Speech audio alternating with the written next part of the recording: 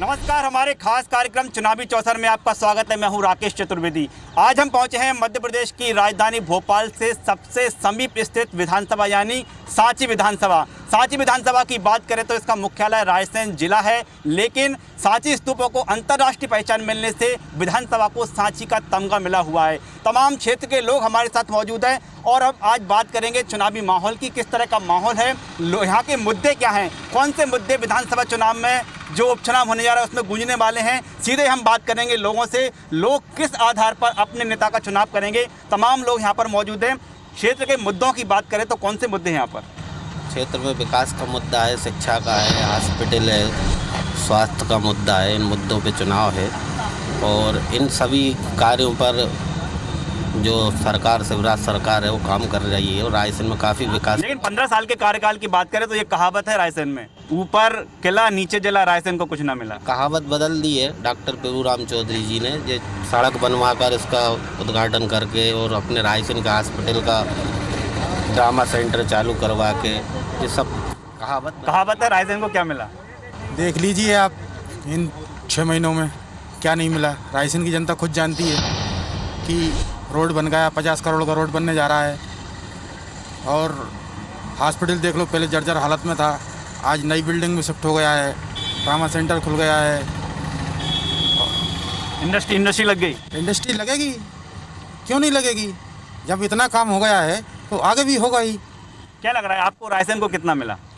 रायसेन को तो कुछ नहीं मिला, जैसा आप बता रहे हैं। सब में ज़्यादा बेरोजगारी, बेकारी रायसेन सांची विधानसभा क्षेत्र के अंदर है और मजदूर एरिया, गरीब तबके के लोग रहते हैं, उनके लिए कोई स्थायी रोजगार का साधन कोई सी भी राजनीतिक पार्टी आज तक उपलब्ध नहीं करा पाई। क्या बात तो दावे किए जा रहे हैं कि बहुत कुछ मिल गया 6 महीने में? कुछ नहीं है, पूछ लीजिए मजदूर तबका खड़ा है, क्या मिला इन्हें? मजदूरी करते हैं, अपने परिवार का पालन पोषण करते हैं, शाम को जाके छोटी मोटी इकाई होती, औद्योगिक इकाई होती जिसमें 1000-2000 काम कर रहे होते लोग, तो इन्हें मालूम रहता कि हमें जो रायसेन मुख्यालय है भोपाल से कितनी दूरी है इसकी? 46 किलोमीटर है मात्र। इस रायसेन ने देश का राष्ट्रपति दिया, नेता प्रतिपक्ष दिया, लोकसभा में मध्य प्रदेश की विधानसभा में विपक्ष का नेता दिया, मुख्यमंत्री दिया, यहाँ से सुंदरलाल पटवा जी, शिवराज सिंह चौहान जी यहाँ से एमपी रहे, इससे पहले प्रताप भानु शर्मा जी रहे जब कांग्रेस की सरकार थी। दोनों दलों ने अनदेखा किया रायसेन के विकास को। ये सड़क मड़क तो आम बात है, ये तो बनना ही है। सड़क मड़क से रोजगार नहीं मिलता, रोजगार मिलता है फैक्ट्रियों से, उद्योग धंधों से। यहाँ कहाँ है सांची विधानसभा क्षेत्र में? एक छोटी फैक्ट्री नहीं है सांची विधानसभा क्षेत्र के अंदर। आप बताइए, रायसेन में जो मूलभूत सुविधाएं होना चाहिए, सड़क, बिजली, पानी, सब कुछ पर्याप्त है? नहीं, यहाँ पे अभी तक कोई विकास नहीं हुआ रायसेन में। मगर विकास की एक उम्मीद थी। अभी 15 महीने की जो सरकार आई थी कमलनाथ जी की, ऐसा लग रहा था कि यहाँ पे विकास होगा, पर कुछ लोगों के कारण वो सरकार गिर गई, क्योंकि उनने जो चीज़ें अपने घोषणा पत्र में कही थी वो कहीं ना कहीं पूर्ण हो रही थी। गौशालाएँ का उन्होंने निर्माण कहा था तो वो कहीं ना कहीं सांची विधानसभा पूरे जिले में बन रही थी, मगर उन्हें बहुत कम समय मिला, 15 महीने मिले केवल, जिसमें से 2-4 महीने तो आचार संहिता और लोकसभा चुनाव में चले गए। यदि 5 साल की सरकार रहती कमलनाथ जी की तो निश्चित ऐसा लग रहा था कि सांची विधानसभा को यहाँ से कुछ ना कुछ मिल जाएगा, क्योंकि यहाँ के मंत्री भी थे, मगर अब वो चले गए पार्टी छोड़ के। अगर वो रहते 5 साल तक और कमलनाथ जी की सरकार रहती तो यहाँ पे सांची में कुछ ना कुछ फैक्ट्री वगैरह, क्योंकि वो युवाओं के बारे में अधिकतर ज़्यादा सोचते हैं। बेरोजगारी की स्थिति में सांची में क्या स्थिति है, रायसेन में क्या स्थिति है? रायसेन में तो मैं जब से यहाँ 30-35 साल से देखते चला आ रहा हूँ कि ऑलरेडी यहाँ आदमी पढ़ा लिखा नहीं है, सबसे पहले। दूसरे नंबर बेरोजगारी सबसे ज़्यादा है। गरीब तबके के लोग यहाँ पे बहुत ज़्यादा हैं, समझे। आए दिन की रोजी रोटी की ढूंढते फिरते हैं, ना कोई यहाँ पे मिल है, ना कोई फैक्ट्री है, यहाँ पे कोई उपलब्ध नहीं है। भाई सुबह टिफिन लेके आते हैं, शाम को बेसी टिफिन लेके खा के घर पहुँच जाते हैं। 2 रुपये धंधा नहीं है। लगता है कि राजधानी में सुविधाएं हैं, यहाँ पर सुविधा है? कोई गाँव या कस्बे के एरिया में रहते हैं, राजधानी भोपाल के इस एरिया में नहीं है। ये लगता है कोई गाँव से जुड़े हुए हैं यहाँ पे। ये जिला मुख्यालय है? नहीं, बिल्कुल नहीं, नो। आपको लगता है यहाँ पर है कुछ मजदूरी वगैरह मिल जाती है? नहीं सर, कुछ नहीं है यहाँ पे सर, कुछ रोजगारी कुछ नहीं है सर, कुछ ना फैक्ट्री है ना कुछ है जी। और अभी ये सुन रहे हैं जहाँ से ये रेत में पड़ी हैं, जहाँ मजदूर आते हैं 4-5 जितने भी आते हैं, 10, 20, 100, 50 बोर के सोच रहे हैं कि जहाँ से पीटो रड़ जाए तो मजदूरी फ्री खत्म हो जाएगी सर। तो फिर क्या करेंगे, पलायन करेंगे? कहीं जगह दें जो सेठों को लोग, कहीं वहाँ हम लोग काम भी कर सकते हैं और जहाँ से बजे हटा नहीं सोच रहे हैं। आपको लगता है कि रायसेन में जितना डेवलपमेंट होना चाहिए था उतना है? नहीं है सर, बिल्कुल नहीं। यहाँ के कर्मचारी अप डाउन करते हैं भोपाल से, ना तो यहाँ के मार्केटों में दम है। किसानों को बीमा नहीं मिला है, 2019 का बीमा मेरा खुद नहीं आया है, आम खेड़ा है हल्का, और बीमा नहीं आया अभी तक। बैंक जाते हैं तो बैंक वाले कहते हैं पैसा नहीं आया, न्यूज़ पे बता दें कि बीमा डल गया। चलिए, और भी लोग यहाँ पर मौजूद हैं। आपसे जानना चाहेंगे क्या लग रहा है रायसेन में इस बार चुनाव हैं, तारीख तो ऐलान हो चुका है, क्या लग रहा है आपको? चुनाव तो होते रहते हैं और आएंगे और आते रहते हैं। 72 साल हो गए देश को आज़ाद हुए, लेकिन आज अपन बात करें बेरोजगारी की। सांची विधानसभा में इतनी बेरोजगारी है शायद पूरे मध्य प्रदेश में नहीं होगी। ना तो यहाँ फैक्ट्रियाँ हैं, ना तो यहाँ रोडें हैं, ना सड़कें हैं, और दूसरी चीज़ कही जाए तो यहाँ पे शिक्षा का स्तर भी सबसे ज़्यादा गिरा हुआ है। हमारे यहाँ के बच्चे, नौजवान लड़के पढ़ने कहाँ जाते हैं? भोपाल, इंदौर या कहीं भी।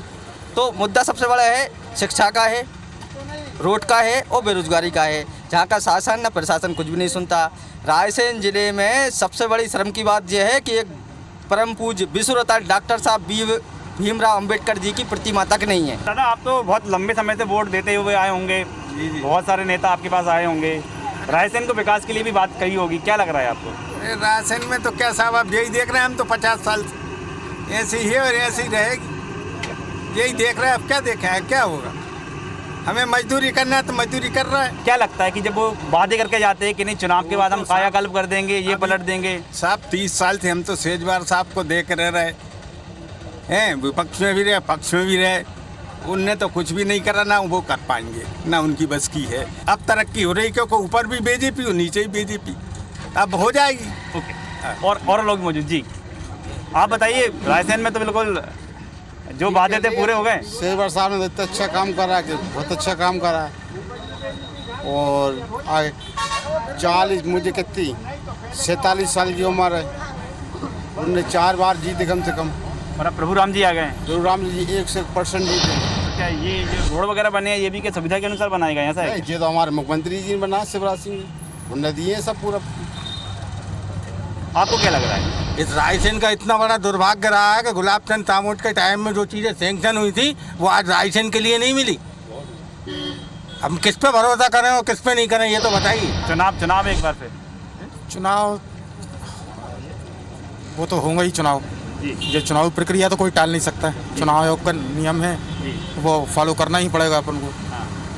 लेकिन बीच में चुनाव हो जाना नहीं, बीच में चुनाव हो जाना ये दुर्भाग्यपूर्ण है, मगर क्या करें अब। वजह ठीक है, आप क्या कहेंगे? मेरा तो कहना ये है कि एक चुनाव जो थोपा हुआ चुनाव है, और ये आने वाला जो चुनाव है, जनता से सबसे यही अपील है कि इस चुनाव में फैसला करें बिकाऊ और टिकाऊ का, क्योंकि ये चुनाव होते हैं, ये टैक्स के पैसे से चुनाव होता है, और टैक्स के पैसा जनता से, आम जन से वसूला जाता है, और अपने आप को बेचकर, जैसा कि एक चुनी हुई सरकार को गिराया गया और चुनी हुई सरकार को गिराकर डबल से बीच समय में चुनाव को थोपा है। तो ये चुनाव तो बिकाऊ और टिकाऊ के बीच में है, और जाहिर सी बात है कि आने वाले समय में जब वोटिंग होगी तो जनता इसका जवाब देगी। क्या तारीख का ऐलान हो चुका है? तारीख का ऐलान हो चुका है, प्रत्याशी का भी ऐलान हो चुका है।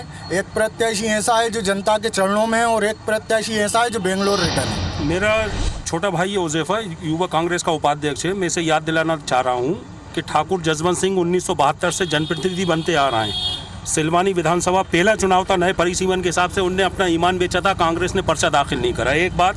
दूसरी बात, श्रीमती सुषमा स्वराज जी के खिलाफ राजकुमार पटेल ने अपना ईमान बेच दिया, उसको ये लोग गद्दार नहीं कहेंगे। लक्ष्मण सिंह कांग्रेस छोड़ के कमल के फूल से अगर सांसद बन जाए दिग्विजय सिंह का छोटा भाई, तमाम बातें हो चुकी है, ये तमाम बात हो चुकी है, हम आपसे करेंगे, आपसे चर्चा करेंगे। लेकिन फिलहाल हम यहाँ पर देख पा रहे हैं कि दादा आप चाय की चुस्कियाँ ले रहे थे, बढ़िया, कोरोना काल चल रहा है, ठीक है ना। अब एक अपील क्या करेंगे आप वोटर से कि कम जो वादे करते हैं वो तो पूरे हों? ऐसे आप वोटर से यही अपील है सर कि अब काम होगा, इसलिए होगा कि ऊपर भी मतलब काम होना चाहिए, काम अब होगा, काम होना चाहिए। अब जो 30 साल में नहीं हुआ 5 साल में अब हो जाए। देखिए, फिलहाल जो है बात कही जा रही है कि रायसेन में जो विकास होना चाहिए था अब तक विकास नहीं हुआ है, लेकिन कहीं ना कहीं इस बात को लेकर भी अब संतोष जो है लोगों में इस बात को लेकर एक घर कर गया है कि नहीं, हाँ, जो उम्मीद इस बार तमाम जो राजनीतिक दल हैं, तमाम प्रत्याशी हैं, वो जो बात कह रहे हैं, जो वादे कर रहे हैं वो पूरे होंगे, ऐसी जनता की उम्मीद है।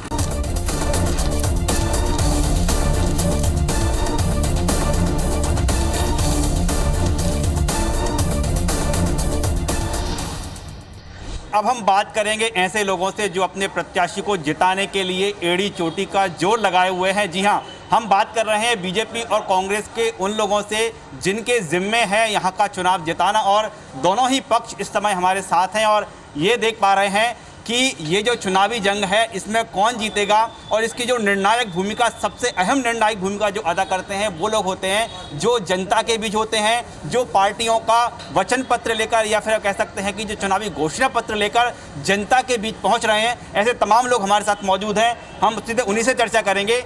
आपसे हम जानना चाहेंगे क्या लग रहा है इस बार कौन फतह कर रहा है चुनाव को? देखिए, भारतीय जनता पार्टी ने डॉक्टर प्रभुराम चौधरी जी को यहाँ से उम्मीदवार बनाया है और भारतीय जनता पार्टी इस चुनाव को ज़्यादा से ज़्यादा वोटों से जीतेंगे। हमारा विकास का मुद्दा है, चाहे मध्य प्रदेश में हो शिवराज सिंह जी की चौहान की सरकार हो, चाहे केंद्र में परम आदरणीय नरेंद्र मोदी जी की सरकार हो, जो कि 500 साल से हमारा सपना था। 5 पीढ़ी हमारी निकल गई थी राम मंदिर निर्माण के लिए, लेकिन वो सपना बनकर रह गया था।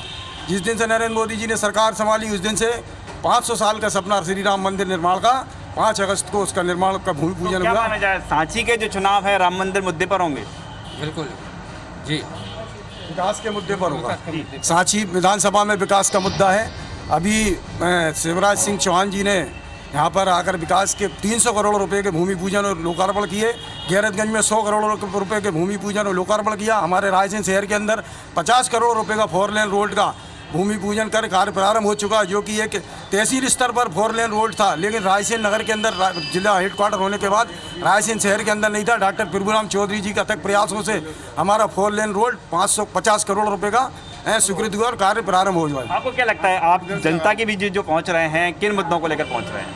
साहब, भारतीय जनता पार्टी का मुख्य मुद्दा है, एक तो भारतीय जनता पार्टी की जो 15 साल की सरकार थी उसमें जो योजनाएं थी गरीबों के लिए, सभी वर्गों के लिए, उसमें कोई धर्म के आधार पर कोई योजना नहीं थी, ना जाति के आधार पर कोई योजना नहीं थी, वो सभी वर्गों के लिए योजना थी। जैसे कन्यादान योजना आपकी देखो आप, और उसके बाद जो केंद्र में नरेंद्र मोदी की सरकार की जो योजना है, एक तो शौचालय निर्माण की योजना जो घर घर शौचालय बनवाए उन्होंने, उसके बाद उन्होंने जो कुटीर बन रहे हैं, जो गरीबों के मकान का सपना होता है वो नरेंद्र मोदी जी ने पूरा किया। संबल योजना एक महत्वपूर्ण योजना थी जो गरीबों के लिए थी। लेकिन यहाँ पर एक कहावत चलती है, ऊपर किला नीचे जिला, रायसेन को कुछ ना मिला। नहीं, लेकिन अब बहुत कुछ मिल चुका है। अभी माननीय मुख्यमंत्री महोदय आए थे 15 तारीख को, उन्होंने करीब 292 लगभग 300 करोड़ रुपए की योजनाओं का कुछ भूमि पूजन भी किया है, कुछ का उद्घाटन किया है, जिसमें रायसेन नगर की मुख्य सड़क का चौड़ीकरण एक बहुत बड़ा वो है। आपको लगता है जो कुछ मांगा था मिल गया? बिल्कुल मिला, बिल्कुल मिला। 15 महीने में ज़रूर ऐसा लग रहा था कि गरीबों के साथ अन्याय होने लगा। संबल योजना में बिजली के बिल जो 200 रुपये का आता था ना, वो 85 हज़ार तक का आया है। और संबल योजना में जो गरीब महिला है, बिजली के बिल तो अभी भी आ रहे हैं। अगर देखिए वो जो 15 महीने में थे ना, उनका ही परिणाम, कारण यही है। चलिए, यहाँ पे कांग्रेस के भी तमाम लोग मौजूद हैं, क्या लगता है आपको कितना मिला रायसेन को? रायसेन को विकास के नाम पे क्या मिला, ये मेरा सवाल है। झूठे अब एक योजनाओं को 2 बार शिलान्यास कर दिया जाता है, लोकार्पण किया जाता है। पहले पारदर्शिता तो तय करें कि किस सरकार ने ये 4 लाइन रोड को करा था। एक योजना में जब आप कांग्रेस के मंत्री थे तो शिलान्यास कर देते थे, आज भारतीय जनता पार्टी ने आपको मंत्री बनाया है तो उस रोड का मेरा तो सीधा सवाल है कि पहले आप तय तो करें किस सरकार की उपलब्धि है ये। और निश्चित ही पूरी विधानसभा में ये लोकतंत्र के साथ जो गद्दारी करी है वो मुद्दा हावी है। जनता पूरी तरह से मन बना चुकी है। क्या और किन मुद्दों को लेकर पहुंच रहे हैं आप? मुद्दा कुछ नहीं है साहब, जहाँ ये चुनाव तो हो रहा मजाकी। ये तो चुनाव कायदे में 5 साल के थे, चुनाव हो गए थे प्रभुराम जी के, हम खुद खास थे। तो ये चुनाव किसने करवाया, ये तो आप लोग ही बता सकते हैं। पब्लिक जनता में आक्रोश है, ये गद्दार हारेंगे, चुनाव 101% हारेंगे। क्या लग रहा है आपको? रायसेन सांची विधानसभा से कांग्रेस प्रत्याशी कम से कम 30,000 वोटों से जीत रहा है। वो गद्दारों को सबक सिखाना है, क्योंकि अभी तक 2 लाख वोटों का इस्तेमाल करा था इन्होंने और ख़ुद बिक के चलेगा और वोटर बहुत परेशान हो रहा है। आज तक कोई विकास नहीं करा। जब भी उनको फ़ोन लगाती थी रायसेन की पब्लिक तो फ़ोन नहीं उठाते थे, वो कहते थे मेरे काम नहीं, सरकार तुम्हारी थी वो फ़ोन नहीं उठाते तो कितनी परेशान। एक जो बीजेपी का पक्ष सामने आया है, बीजेपी का कहना है कि हमारा जो प्रत्याशी है बहुत मजबूत है, बहुत दमदार है। निश्चित ही ये चुनाव जो हो रहा है विकास पर ही होगा। बिल्कुल मेरे आदरणीय बड़े भाई ने कहा कि चुनाव विकास पर होगा तो विकास पर ही होगा। विकास 15 साल वर्सेस 15 महीने। आज स्थिति ये नगरपालिका देख लीजिए, 50 से 60 केस पेंडिंग पड़े जब से ये सरकार आई है। 25,000 लड़कियों कर दिए, हमने 51,000 दिए। 100 रुपये बिल दिया है, मेरे कहना बिल नहीं था इसलिए मैं बिल अभी 17,000 रुपये का बिल मैंने जमा करके आया। इससे पहले 100-150 रुपये बिल आ रहे थे। 1,000 चाहे गौशाला की बात करें, 100 रुपये का बिल की बात करें, जनता के बीच मुद्दा है, बीच में ही आ जाओ। और ये जनता आपको आने वाले समय में इसका जवाब देगी। समाजवादी जो है पार्टी के भी यहाँ पर पदाधिकारी मौजूद हैं, क्या कहना चाहेंगे आप? मैं सब में पहले कहना चाहूँगा कि चोर चोर मोसेरे भाई और सबकी अम्मा कांग्रेस आई, ये आरोप लगाना है। लोकसभा के अंदर राजकुमार पटेल ने चुनाव लड़ रहे हैं यहाँ से, मैं लोकसभा भी लड़ा था, आपकी पार्टी चुनाव लड़ रही है। तीसरे दल को हम समर्थन देंगे या हमारे दल को अन्य दल समर्थन देंगे, तीसरा विकल्प हम उतारेंगे। मैं ये कहना चाहता हूँ कि राजकुमार पटेल ने सुषमा स्वराज के खिलाफ अपना ईमान बेचा था, जब इनके मुंह से गद्दारी का शब्द क्यों नहीं निकला? सिलवानी विधानसभा में आप समर्थन किसको देने जा रहे हैं? विधानसभा में ठाकुर जसवंत सिंह जी ने किसको वॉक ओवर दिया था, वो कितने रुपए में बिके थे, अपने किसको समर्थन देने जा रहे हैं? हम तीसरा विकल्प यहाँ तैयार करेंगे।